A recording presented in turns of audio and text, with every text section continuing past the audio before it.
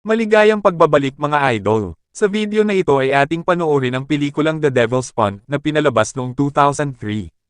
Nagsimula ang pelikula sa isang magandang eksena sa kasal kung saan ang mga lead na si Julian at ang kanyang boyfriend na si Mitch ay sa wakas ay nagpakasal. Pagkatapos magpalitan ng panata, nagpahayag ng pasasalamat si Mitch sa ina ni Julian sa pag-aayos ng pagdiriwang. Pagkatapos ng kasal sila ay nagbiyahe para magsimula ng 2 linggong honeymoon sa isang malayong isla. Ibinunyag ng asawa na natuklasan niya itong isla noong nakaraang taon sa isang paglalakbay sa pangangaso kasama ang kanyang ama. Sa katunayan ng isla ay kulang sa modernong pasilidad tulad ng kuryente, telebisyon, at internet. Mananatili pala sila ng 2 linggo sa isang lumang cottage sa gitna ng isang liblib na lawa. Kahit na medyo nag-aalala tungkol sa kanilang nakahiwalay na titirahan na napapalibutan ng tubig. Sinubukan ni Julia na kumalma at tiniyak ni Mitch na magiging ligtas siya. Tumawid sila sa lawa sakay ng bangka para tumungo sa bahay na kanilang titirahan. Sa kabila ng naunang garantiya ni Mitch, nahihirapan si Julia na makipag-ugnayan sa kanyang ina dahil walang signal ang telepono. Nag-alok si Mitch na bumalik ngunit si Julian ay sabik na ipagpatuloy ang kanilang paglalakbay at honeymoon. Sa pagtapak nila sa lumang bahay, tumuon ang tingin ni Julian sa mga nakasulat sa dingding na sinulat ni Senior. Dito niya natuklasan ang isang tradisyon kung saan minarkahan ng mga bisita ang kanilang gabing ginugol dito. Mukhang normal ang lahat hanggang sa sumunod na araw nang nagising si Julian at nasaksihan si Mitch sa paglalagay ng kanyang mga susi ng truck sa isang safe box. Sa halip na tanungin siya, binaliwala ito ni Julian at patuloy na pinahahalagahan ang kanyang oras kasama ang kanyang minamahal. Bilang isang mag-aaral sa sining, si Julian ay ginugol ang sarili sa pagguhit. Gusto niyang mag-focus sa kanyang pag-aaral sa sining bago magkaroon ng anak, at si Mitch ay maunawaing asawa na sinusuportahan nito ang kanyang desisyon. May isang eksena kung saan sinubukan ni Julia na humakbang sa tubig ngunit tila takot na takot siya. Kaya nagpasya siyang bumalik sa kubo. Isang araw nang imbitahan siya ni Mitch na sumama sa kanya sa tubig ay tumanggi siya at nagdahilan na masisira ang kanyang make-up. Pero nang pinilit ni Mitch, pumayag din siyang magpahinga sa isang balsa. Habang lumilipas ang oras, napaidlip si Julian. Walang kamalay-malay sa paparating na panganib. Pumasok si Mitch sa loob ng bahay para asikasuhin ang ilang gawain. Habang ang balsa ay nagsisimula ng mabutas, isang nakakatakot na pagsubok ang naganap, si Julian nahulog sa tubig at nagpupumilit na manatiling nakalutang. Kumilos si Mitch ng mabilis para iligtas siya mula sa pagkalunod. Doon isiniwalat ni Julian ang kanyang takot sa tubig at kawalan ng kakayahang lumangoy. Kaya sinabi ni Mitch na hindi niya siya dadalhin sa lugar na ito kung alam niya ang tungkol sa kanyang phobia. Kinabukasan ay tinanong ni Julian si Mitch tungkol sa lock safe box. At ang dahilan sa likod ng pag-secure ng kanyang susi ng truck. Sinabi ni Mitch na bilang isang hakbang sa seguridad. Ngunit ang inis ay gumagapang sa kanyang tono, habang sinasabi niya na hindi niya kinwestiyon ang kanyang mga make-up choices, kaya hindi siya dapat makialam sa kanyang mga ginagawa. Nakaramdam ng sama ng loob sa kanyang kakaibang ugali, pumasok si Julian sa loob ng bahay, habang inamin ni Mitch ang kanyang pagkakamali. Nagsusumikap na bumawi at nagpahayag ng kanyang paghingi ng tawad para sa kanya. Kasunod nun ay sumama si Julian sa kakahuyan para sa isang ekspedisyon sa pangangaso. Iminungkahi niya na maglakbay sa kalapit na bayan para makipag-ugnayan sa kanyang ina, gayunpaman, si Mitch ay tila abala at hindi pinapansin ang kanyang sinasabi. Sa halip ay tumuon sa paglalagay ng isang bitag ng hayop. Pagkatapos ay nagulat siya nang matuklasan na si Julian ay nawala. Hinahanap siya hanggang sa makita siya sa kanyang pag-iipon ng mga bulaklak. Inakay siya ni Mitch pabalik sa bahay, at tinalikuran ang kanilang mga plano sa pangangaso. Si Julian ay tila hindi makatulog na para bang naiinip na sa lugar na iyon. Kinabukasan ay ibinahagi niya ang paksa ng pag-uwi. Sinabi niya na ang 10 araw na ginugol sa natural na kagandahan ng lugar ay higit pa sa sapat. Ipinahayag ang kanyang kasabikan na simulan ang kanilang buhay na magkasama. Hinimok niya si Mitch na umuwi at namimiss din niya ang kanyang ina.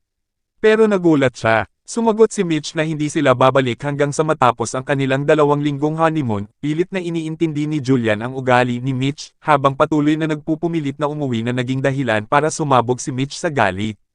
Sinisisi siya at ang kanyang ina na sinira ang kanilang honeymoon. Iginiit na dapat niyang sundin ang utos nito. Umalis si Mitch para tingnan ang kanyang mga bitag. Galit na galit si Julian, desperado na kunin ang mga susi ng truck na nakalock sa isang safe box. Inilabas niya ang kanyang pagkadismaya sa pamamagitan ng paghahagis ng mga bagay sa paligid para pakalmahin ang sarili. Matapos mapagtanto ang kanyang pagkakamali, bumalik si Mitch sa bahay at taos pusong humingi ng tawad kay Julian para sa kanyang bastos na pag-uugali.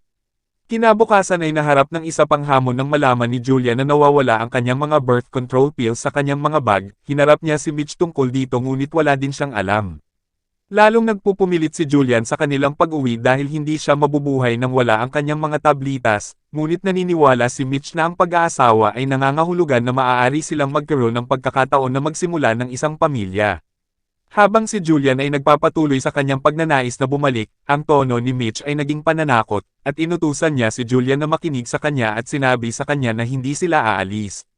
May malaking pagbabago sa ugali ni Mitch. Sa wakas ay napagtanto ni Julian na kailangan niyang umalis sa lugar upang mapanatili ang kanyang katinoan. Habang si Mitch ay patungo sa pangangaso, sinubukan niyang tumakas sa pamamagitan ng pagtapak sa tubig ngunit pinipigilan siya ng kanyang phobia na isagawa ang kanyang plano.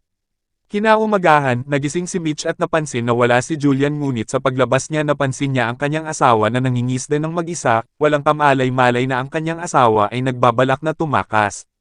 Habang wala si Julian, ninakaw niya ang kanyang likhang sining at sinubukang i-lock ito sa safe box.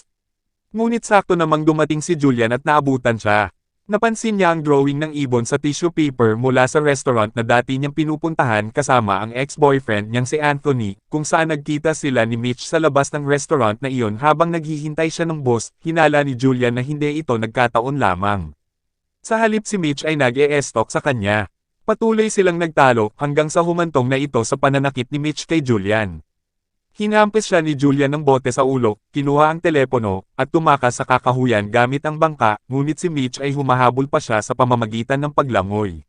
Sa kasamaang palad ay hindi gumana ang tawag niya dahil nalobat ang cellphone niya, sa galit ay hinagis niya ito, tumakbo siya sa kakahuyan at nakita niya ang isang libingan. Narinig niya na din ang sigaw ng kanyang asawa kaya nagtago siya sa likod ng puno, ngunit nakita pa rin siya ni Mitch.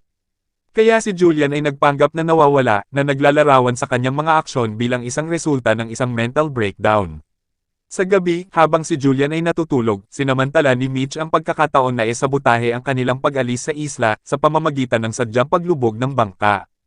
Nang sumunod na araw, nang magtanong si Julian tungkol sa bangka, bigla niyang binanggit na maaaring lumubog ito. Galit na nagsimulang magpinta si Julian nang mapansin niya ang isang unan ng bangka na lumulutang sa tubig. Inisip ito bilang isang potensyal na salbabida, maingat niyang sinubukang kunin ito gamit ang isang fishing cord, sinasamantala ang pagkaabala ni Mitch habang siya ay nagsasanay sa pagtugtog ng gitara.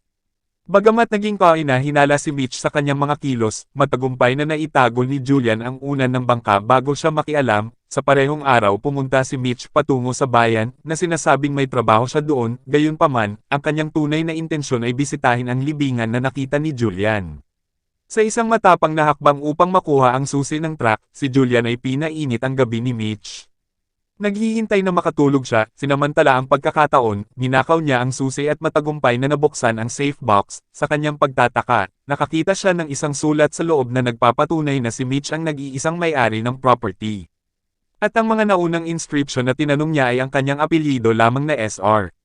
Hindi nagaksaya ng anumang oras, kinuha niya ang susi at tumungo patungo sa kakahuyan gamit ang unan ng bangka bilang salbabida. Gayunpaman, nang makarating sa truck, hindi niya ito mapaandar.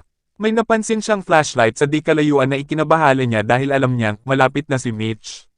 Tapos sa harap mismo ng bintana, lumitaw si Mitch na armado ng baril. Inutusan niya itong ayusin ang sasakyan, sa kasamaang palad ay nilito siya ni Mitch at hinampes ng baril. Sa sumunod na araw, nagising si Julian na natagpuan ang kanyang sarili na nakakadena sa isang puno sa isla. Kaharap si Mitch, sinimulan niyang punitin ang pampalutang habang isiniwalat ang katotohanan tungkol sa kanyang tahanan at ama. Sinabi ni Mitch na palagi siyang pinipilit ng kanyang ama na humanap ng tamang partner at bumuo ng pamilya. Isang araw, sa isang paglalakbay sa Pangangaso, ang patuloy na paghiling ng kanyang ama ay nagtulak kay Mitch sa bingit ng galit, na humantong sa kanya upang gumawa ng isang kakilakilabot na gawain, ang pagpatay sa kanyang sariling ama. Inilibing niya ang bangkay malapit sa isla upang siya at ang kanyang asawa ay maging malapit sa kanyang namatay na ama. Patuloy niyang inilalabas ang kanyang galit sa pamamagitan ng pagsira sa kanyang mga gamit, itinatapon ang kanyang mga kagamitan sa pagpipinta at sinunog. Habang si Julian ay makikitang nakaupo sa ilalim ng nagbabagang araw na umiiyak sa kanyang kapalaran. Napagtanto ni Julian na may katiyakan na ang lahat ng ito ay isang binalak na pagdukot. Naghinala siya na alam ni Mitch na hindi gagana ang kanyang telepono at hindi siya marunong lumangoy. Samantalang hindi naman itinatanggi ni Mitch ang mga paratang na ito.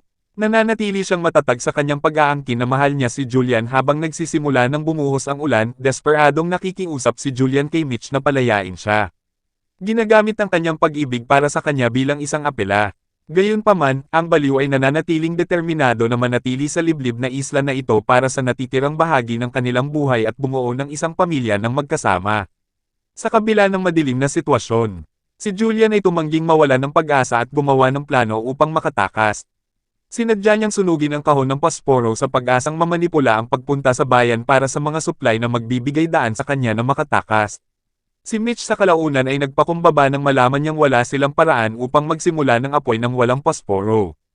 Pag-alis ni Mitch, nakita ni Julian ang pagkakataong mabawi ang kanyang kalayaan. Gamit ang lambat, kinuha niya ang palako na nakita niya kanina sa tubig. At ginamit ito upang putulin ang kadena na nakatali sa puno, sunod, kinuha niya ang nakatagong balsa na itinago niya gamit ang isang bato upang hindi ito lumutang. Nilagyan niya ng mga bendahe ang mga butas. Matagumpay niyang napalaki ang balsa at naglakbay sa kakahuyan. Ang hindi inaasahang pagkasira ng truck ni Mitch na nagbibigay sa kanya ng ideya na gamitin ang kotse bilang alternatibo sa pangsindi. Samantala, ninakaw ni Julian ang bitag ng hayop at madiskarteng inilagay ito malapit sa bahay. Bago umuwi si Mitch ay nagawa niyang bumalik sa upuan kung saan siya iniwan. Nang dumating si Mitch, ibinahagi niya ang ideya na gumamit ng nakasinding sigarilyo sa halip ng mga pasporo para sa pagsisimula ng apoy. Nalaman na nasira ang truck, si Julian ay nagtanong kung ano ang kanilang gagawin kung sakaling magkaroon ng emergency. Kung saan mahinaong tiniyak ni Mitch sa kanya na walang mangyayari sa sinuman. Sa pagtatangkang itago ang kanyang pagtakas ay inutusan ni Julian si Mitch na pumasok sa loob at magsindi ng panibagong sigarilyo. Gayunpaman, tumindi ang tensyon nang matuklasan ni Mitch ang tubig sa upuan, na nagbibigay ng ebidensya ng pagtakas ni Julian, na kumpirma ang kanyang mga hinala nang makita niya ang balsa sa dalampasigan. Sa pagkakataong ito, hindi siya nakibahagi sa isang argumento ngunit naging labis na mapang-abuso. Sa kanyang paghahanap ng paraan ng pagtatanggol sa sarili, si Julian ay nagmamadaling pumasok sa bahay. Siya ay itinapon sa labas ng bahay, iniwan siyang mahina at nangangailangan ng isang mas epektibong diskarte. Habang marahas na inaatake ni Mitch si Julian, hindi sinasadyang nakapasok siya sa bitag ng hayop. Pagkatapos kunin ang susi sa kanyang leeg, pumasok si Julian sa loob ng bahay para kunin ang baril. Ngunit nagkamalay si Mitch at hinaila ang kadena para madaig si Julian, tinangka ni Mitch na saksakin siya. Ngunit nabaril siya ni Julian sa kamay gamit ang shotgun, bumagsak sa lupa si Mitch, at nawalan ng kakayahan, sa halip na wakasan ang kanyang buhay, binuksan ni Julian ang kadena at inilagay ito sa paligid ng baril, inilagay ito malapit kay Mitch, upang mapili niyang wakasan ang kanyang pagdurusa sa buhay. Sa kabila ng takot sa tubig, lamusong si Julian sa lawa at walang humpay na lumangoy hanggang sa makarating siya sa tapat ng baybayin. Kalaunan, nakarinig siya ng putok ng baril na nagpapahiwatig na pinatay na ni Mitch ang kanyang sarili. Tila hindi na makayanan ang katotohanang tuluyan nang nawala sa kanya si Julian dahil sa sariling niyang pang-aabuso. At dyan na nagtatapos ang video mga idol. Maraming salamat sa panunood. Hanggang sa muli, goodbye.